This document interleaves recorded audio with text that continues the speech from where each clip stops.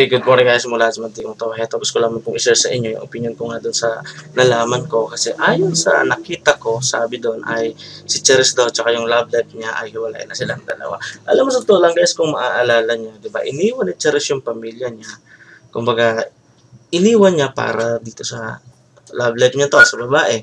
So ngayon, iniisip ko tuloy, paano na kaya si Charis, saan siya lalapit ngayon, nahiwalay na silang dalawa ng love life niya, babalik kaya sa pamilya niya, or sa mga kaibigan niya. Alam mo, sa totoo lang, ang masasabi ko lang dito, ang pamilya, pamilya yan. Kahit anong mangyari sa'yo, kahit nagawan mo sila ng mali, sigurado nag-aabang pa rin yan sa pagbabalik niya. Ganoon. Kung naman sa kanya, bumalik siya doon, humingi siya ng tawad sa pamilya niya, sigurado tatanggapin naman siya ng buong buo noon kahit na sa kabila ng ginawa niya dati sa pamilya niya na yun nga yung pag-iwan dito.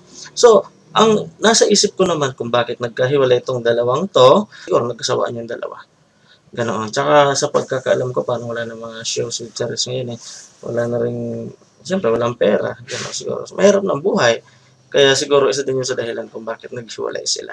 Ganoon. So yun lang po yung naisip ko. Hindi ko po sinabing ganun yung nangyari. So kayo po, ano sa tingin nyo yung dahilan kung bakit nagkahiwalay na ngayon si Charis tsaka yung love life niya. So comment lang po sa baba ng video na to para mabasa ko din yung mga comment nyo. Maraming salamat po. Si Mantikong to. Hanggang sa muli po.